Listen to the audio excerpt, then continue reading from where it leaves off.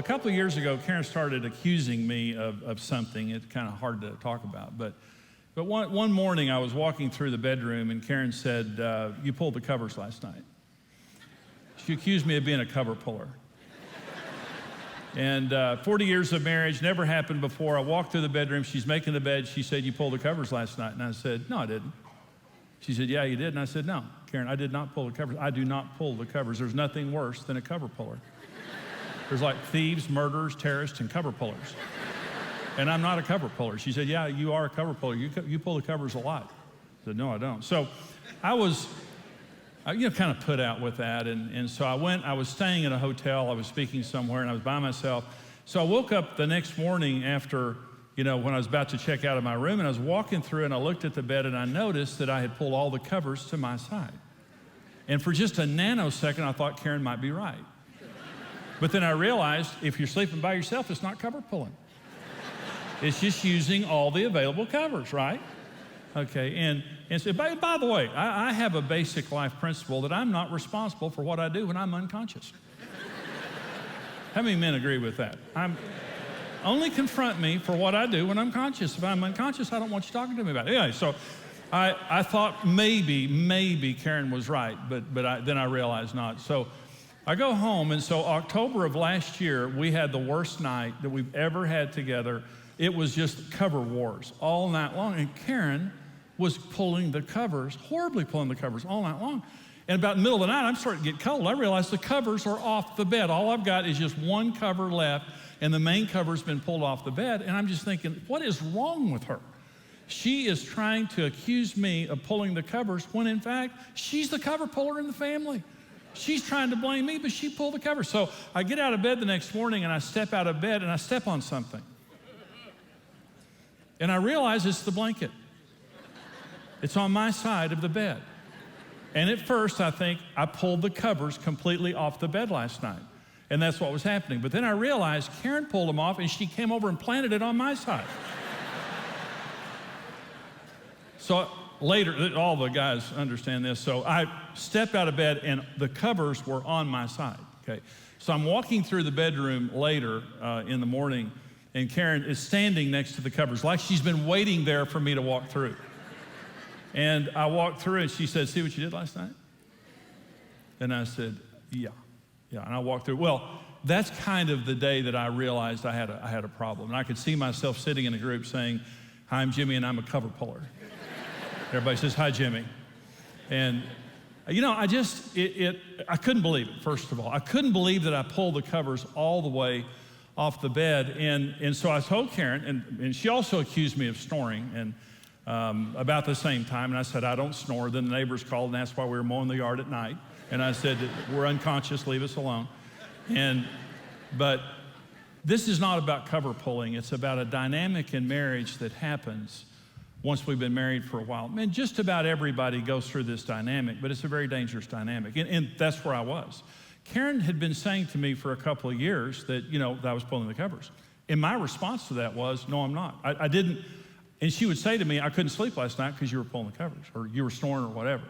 Well, I stopped pulling the covers. As soon as she said that about me sleeping with her, what I realized was I didn't care. I was not caring about how she slept. I was not caring about her experience sleeping. All I was caring about was myself. And here's the dynamic that happens in marriage. Once we get comfortable with the relationship, we begin to focus on other things, and we put the relationship on autopilot.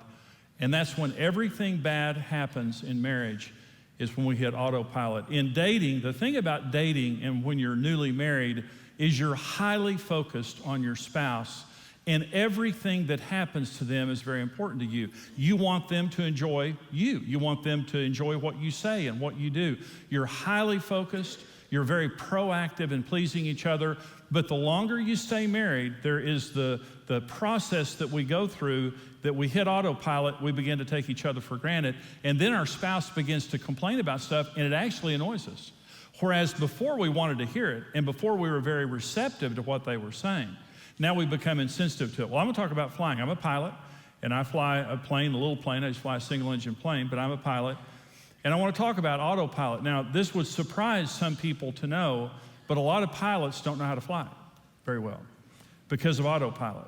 One of my friends runs a charter service, a flying charter service, and he hired a commercial pilot to fly for him, like, twin engine props and King Airs and things like that. And this pilot of about 30 years went to work for him, and my friend hired him immediately when he knew that he was a commercial pilot and had all these, 15,000 hours flying. And the guy, when he took the job, this pilot said, well, I'm gonna have to brush up on my skills because it's been a while since I've flown. And my friend said, what do you mean it's been a while since you've flown? You're a commercial pilot. He said, the plane that I fly, I drive to the runway, push a button, it takes itself off, flies all the way there, lands itself, and I park it back at the gate. Flying has become so sophisticated that some of the crashes that you're hearing about are actually the autopilot disengaging, and the pilots don't have the skills to fly the plane without that autopilot.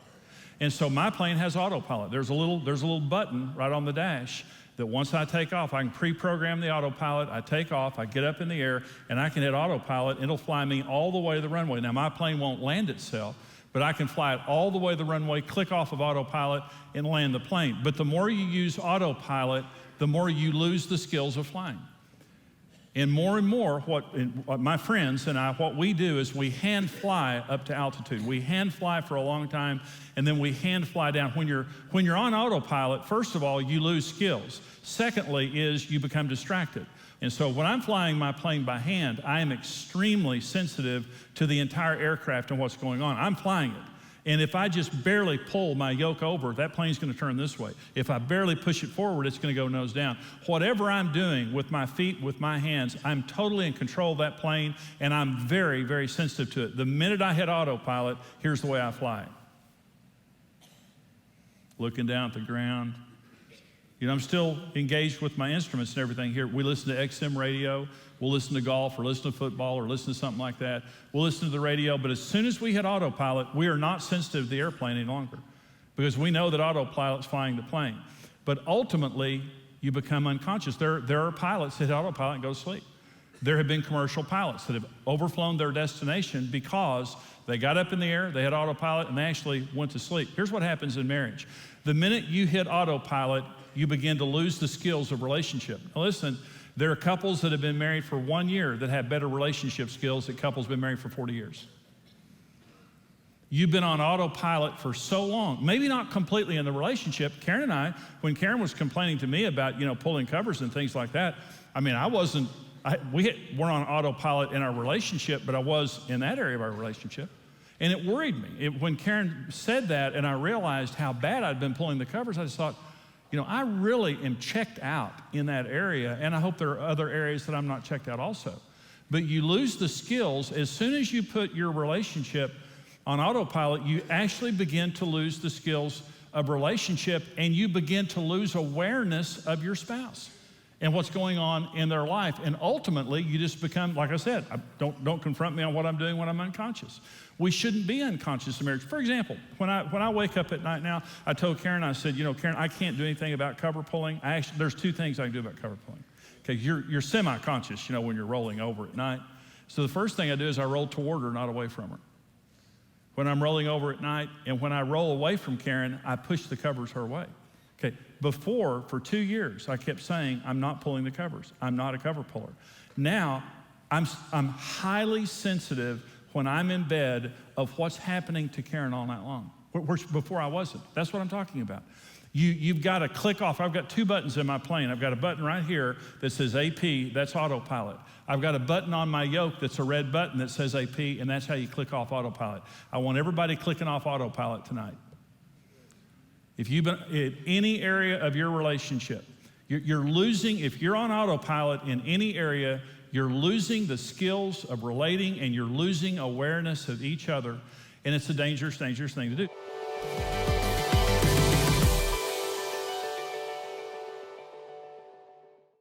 Gain instant access to XO conferences and other dynamic marriage teachings with XO Now, the new on-demand video streaming subscription from XO and MarriageToday.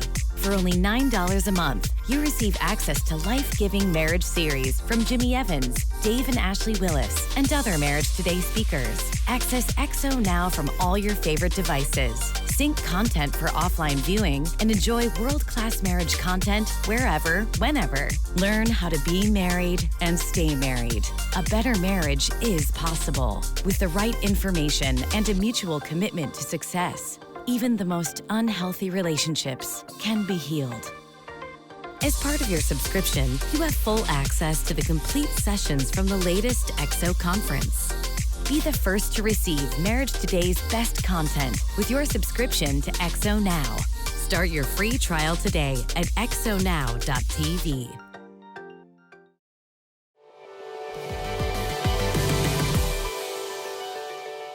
Why do you ever hit autopilot in the first place? Well, the first is you think once you've reached altitude that you can just coast on in. In other words, we worked to date, we worked to get married, we're doing great, and so we can hit autopilot, and now we can just coast on in. Well, here's what you need to understand. Planes run out of gas. My plane has 4 hours of fuel. That autopilot's dandy until you run out of gas. And the best plane in the world without gas is gonna crash. The other reason that we hit autopilot is we wanna focus on something else. And so we focused on each other and we fell in love and we married, but now I want to focus on my career, or we want to focus on the kids, or we want to focus on something else. Listen, the instant you hit autopilot and your focus turns somewhere else, your marriage is in danger. You cannot, your main focus, like I said, we have the instrument panel in front of us. When I hit autopilot and I'm flying, I look out the window for a minute and I do my scan of the instruments. A knowledge of what is happening at the instruments has to be the number one thing that I'm doing when I'm flying. Listen, in marriage, yes, we have careers, yes, we have children, yes, we have other things, but our spouse has got to be the main focus of our lives. Except for Jesus Christ, we have to keep if you're saying we've got other things to do and I've got to focus on something else, it's the beginning of the end. The minute you hit that autopilot and you begin to put your focus somewhere else, bad things happen. The other reason that we do it is that's how we were trained to fly. You say, well, Jimmy, isn't that normal? Well, let me say, if your parents or whoever trained you in marriage, if your parents were on autopilot, they either flew very low or they crashed. I want you to get to a high altitude and I want you to stay there for the rest of your marriage. And I want you to hand fly the airplane. I never, ever want you for the rest of your married life to ever hit autopilot. And if you're on it right now, I want you to click off. If you hit this button, I want you to click off with this button right here. And we're gonna hand fly it in. Here's the truth about the flight of marriage. Number one, no marriage can fly itself. It requires human input. You've got to have two human beings working at the marriage for the marriage to work. Number two is marriage is a two-pilot plane. My plane is a one-pilot plane. But the best planes are two-pilot planes. You have to have two people in the cockpit to fly that plane, okay? Marriage is a two-pilot plane. Don't make your spouse fly the plane by themselves. They can't. Marriage requires the input of two people. The other thing is flying the plane is the most important thing you can do if you value the other lives on board. Listen, if your plane goes down, your children are gonna get hurt.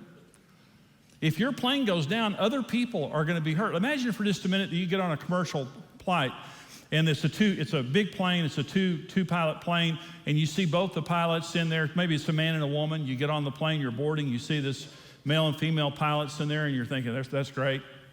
And the plane takes off, there's a couple hundred people on board, and after about 20 or 30 minutes of the plane being up in the air, both pilots walk out the door and just come out and start visiting with everybody. And they're just having the biggest time. They're just visiting with everybody. And that's okay for 5 or 10 minutes. You're thinking, hey, y'all, okay, well, they got autopilot on this plane. But they leave the door open, you can see there's nobody up there. And then 30 minutes goes by, and an hour goes by, and 2 hours goes by, and you're thinking, hey, you people need to get up that cockpit up there. When you're not tending to your marriage, that's how your children feel. Your children need mom and dad up in the cockpit flying that plane. It's a two-pilot plane. And if it goes down, those children are going to get hurt. And so the very best thing that we can do for our family is to work on our marriage. So I want to talk about how to keep your marriage flying high. I'm going to give you a little flying lesson here, okay? And this is what they teach you when you're taking flying lessons. Number one, believe that you could crash. When you're taking pilot's lessons in the classroom part of it, they talk to you about feelings of invincibility. And they say, if you believe that you're bulletproof and 10 feet tall and you're not going to crash, you're the guy that's going to crash. because pilots need to be sober-minded people. And they need to understand it could happen to me. Now, when Karen and I started our marriage ministry over 20 years ago, there was a couple, wonderful couple, and they had a wonderful marriage ministry. And they went all over the world ministering to marriages, and they registered the success of their ministry by how many divorces were canceled. Tens of thousands, if not hundreds of thousands of divorces were canceled. And they were on our program, we interviewed them, and then they divorced. This powerful marriage ministry, and in the letter, he ran off with some gal, and in the letter that he wrote explaining the failure of their marriage, he said, I didn't listen to my own teaching. Karen and I could crash. We're not invincible, and we understand that. And when you understand that you're not invincible, you work on your marriage. The second way that you keep flying high in your marriage is learn the laws of aerodynamics and respect them. There are laws of aerodynamics. I don't fear flying. The more you learn about flying's the safest. Listen, flying is the safest method of transportation, right? Okay? Marriage is the safest relationship on earth. Did you know that with all of its warts, marriage is the safest relationship on earth? And did you know that the way that God designed it, you have a 100% chance of success in marriage? Did you know that? Marriage is the safest relationship on earth when you do it God's way.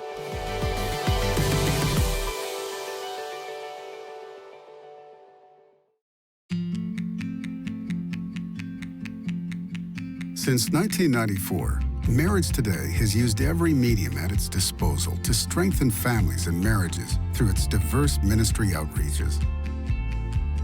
Every day across North America and around the world, we provide help and hope through television, live events, social media, crisis coaching, and over 100 unique resources. There is a fierce battle being fought for marriage right now, but we can win it. We want to raise the standard. We want to unite families, restore marriages, and conquer divorce. At MarriageToday, we believe every marriage has a 100% chance of success if you do it God's way.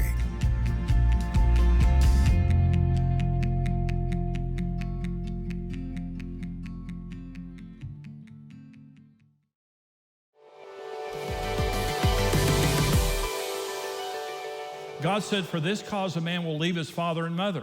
Well, how do we know that God wasn't just saying that to Adam and Eve? How do we know that God was also saying that to us? Because Adam and Eve didn't have a mother. God directly created Adam and Eve. They were the only people ever created that didn't have a belly button. So God says, for this cause a man is going to leave his father and his mother and cleave unto his wife, and they two shall become one flesh. Marriage has to be first. Now listen to me, when you break a law, you're going to get hurt. Marriage operates within God's laws. Karen and I violated every law of marriage when we first got married, and we were on the brink of divorce. And so when you understand the laws of marriage, and you understand it doesn't matter how intelligent you are, how rich you are, how talented you are, no one is the exception. Gravity doesn't care who you are, it will drag you down and kill you. It doesn't care who you are. It's an impersonal thing. The laws of marriage will help anyone succeed, or if you violate them, anyone will fail. Okay, number one law, marriage has to be first. For this cause, a man will leave his father and mother. The most important relationship that you had before you got married now has to be reprioritized in real terms, okay? So here's what I'm saying. If your job comes before your marriage is at risk. If your children come before your marriage is at risk. If any friendship you have comes before your marriage is at risk. Let me say, so that's just true. But here's the special challenge that our generation has. It's called electronics. Now, listen to what happened in this room. I don't know if it happened in other places, the rumble. So people say all the time, my spouse is sitting across the room from me, but they're not with me. They're on their phone. They're texting. We're not connecting because they're connected somewhere else. When you open up an electronic instrument, okay? Now, Karen and I don't Facebook. We Facebook on MarriageToday. We don't do Facebook. One statistic I read said that 1/3 of all affairs begin on Facebook, and 1/2 of divorce petitions have the word Facebook on them. Okay. So I'm saying, if I said to you, here, I would like to hand you this, and it's probably going to help you a whole lot have an affair or get divorced, would you accept that? And I'm not saying anything bad about Facebook. I'm saying you need a technology-free zone in your home where you are together and no one else is there with you. And if you can't shut your phone off or shut your computer down, it means it's in control of you, you're not in control of it. Technology is a wonderful servant, it's a terrible master. And technology is destroying marriages, it's keeping us from connected. If you're sitting in the same room, you're both on the computer talking to somebody else, you're not with each other.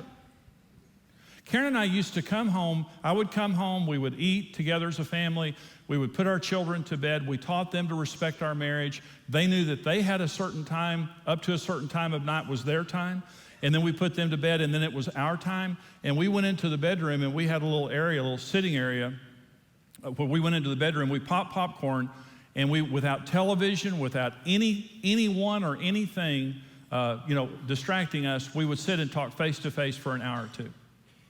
And I look back on that as some of the most important time in a marriage, connecting every single day. But I hear people right now telling me all the time, we just don't have any connection. But they're texting, they're emailing, they're on the telephone. There's the constant intrusion there. The number one law of marriage is your marriage has to be first, in real terms. It doesn't matter who you are. Doesn't matter how busy you are. Doesn't matter how talented you are. Doesn't matter how much money you make. It doesn't matter. No one is the exception. Your marriage has to be number one. Wow. Every time we hear Jimmy Evans, I learn something new. Every single time. He is one of the most gifted marriage teachers on the planet. We've been learning from him for years, and now it's a privilege to be working with him in this work of building stronger marriages. But just like you watching him now, I'm sure you took a lot away from that, and we want to help you get even more access to Jimmy Evans' videos, because what you've just seen is actually just a portion of a full series from Jimmy Evans. That's right. You can see the entire series, plus more marriage building videos on XO Now. You can learn from the best experts, including, of course, Jimmy Evans, and get unlimited access for only $9 a month. This is the best way to get immediate marriage help and encouragement from the full Marriage Today video library. Yeah, and of course, all of our content is also included, along with brand new exclusive marriage building content you can't get anywhere else. So don't miss out on the best marriage videos that are out there. Subscribe now at xonow.tv.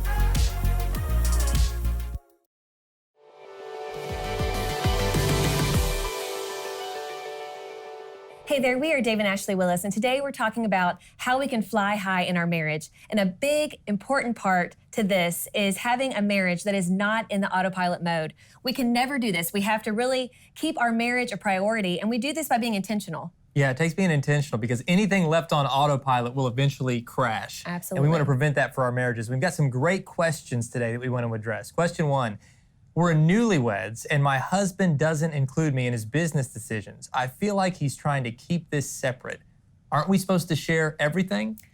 It's a great question. Yes. What are your thoughts? Well, first and foremost, I would say yes, you're supposed to share everything. And I would ask your husband, why do you feel like you can't share your business decisions with me? Is there something that you feel like is sensitive, that you can't share because it's going against someone's confidence? I would really get to the heart of the issue. And it may just be that. It may honestly be an innocent thing like that, where he feels like, this is just for my business life, and I don't want to burden you with this, or I don't want to betray this person's confidence. But I would say to your husband, even so, there shouldn't be any secrets between a husband and a wife. We need to be completely 100% secret-free with one another. Secret-free guarantee. That's right. But at the same time, assume the best in your husband. I think for a lot of us as men, there's this need to compartmentalize. It's not always a healthy need, but we think I've got my home life, my work life, I've got all these different kind of slices of the pie, and I don't want things mixing together. And in his mind, he might actually think he's protecting you. It's like, I don't want to burden my wife. I don't want to bring home all the stress that I'm feeling or facing at work. But at the same time, he can't look at it like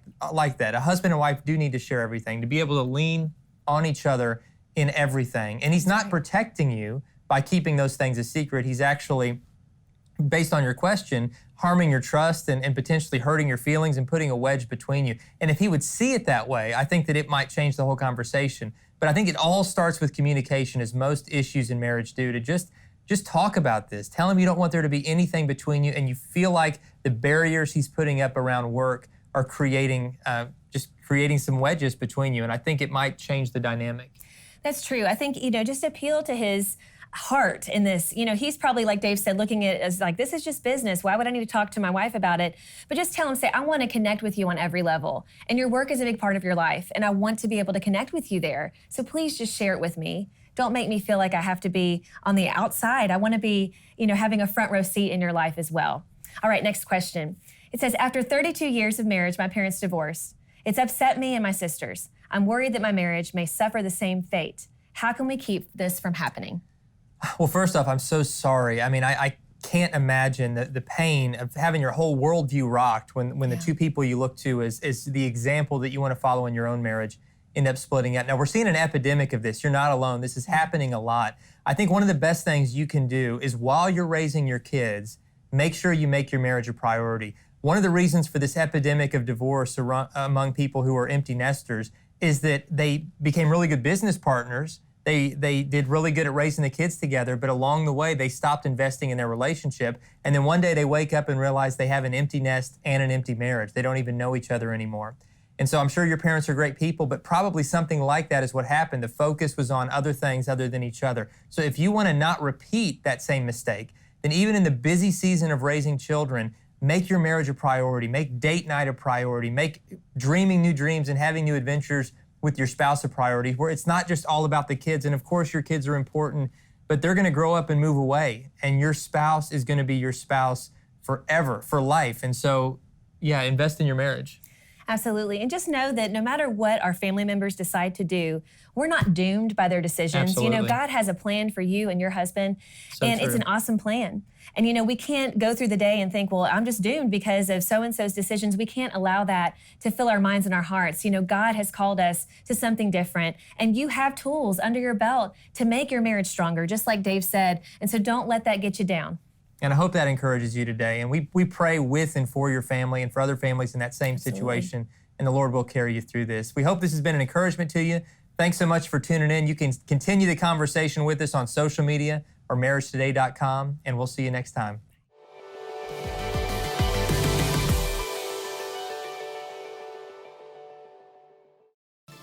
We hope you were encouraged by today's program. This program is made possible by the generous support of our faithful partners.